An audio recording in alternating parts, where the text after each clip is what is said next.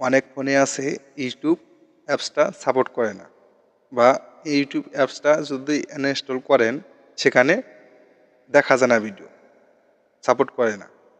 তো এই সমস্যাটা অনেক ফোনেই থাকে। যখন ফোনের সফটওয়্যার এক্সপায়ার হয়ে যায় বা সফটওয়্যারে কোনো প্রবলেম হয়, তখন এই সমস্যাটা হয়। অধিকাংশ ফোনে এই সমস্যাটা আছে। বাট এই সমস্যাটা থাকা অবস্থাও আপনার ইউটিউব দেখতে পারবেন। কীভাবে দেখবেন, আজকে ভিডিওটি ফুল কন্টিনিউ করলে জানতে পারবেন। এবং আমাদের চ্যানেলে নতুন দর্শক হলে অবশ্যই চ্যানেলটি সাবস্ক্রাইব করে রাখবেন, ভিডিওটি শেয়ার করবেন অপরকে দেখার জন্য।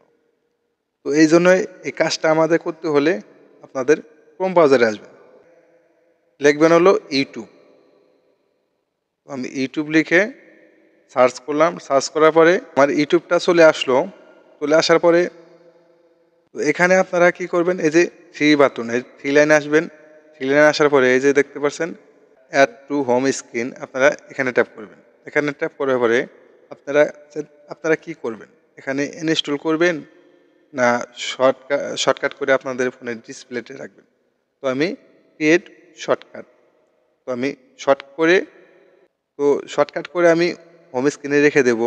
তো এই যে আমি অ্যাড করলাম, এরকম করে অ্যাড করে দেব। আমার এটা হোম স্ক্রিনে চলে আসে, এই যে দেখতে পাচ্ছেন আমার এখানে, এই যে এটা আমার হোম স্ক্রিনে চলে আসে।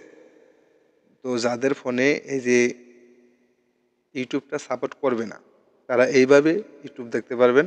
যাদের ফোনে ইউটিউব সাপোর্ট নাও করে, তারাও ইউটিউব দেখতে পারবেন এই সেটিংসটার মাধ্যমে। তো ভিডিওটি ভালো লাগলে অবশ্যই চ্যানেলটি সাবস্ক্রাইব করে রাখবেন।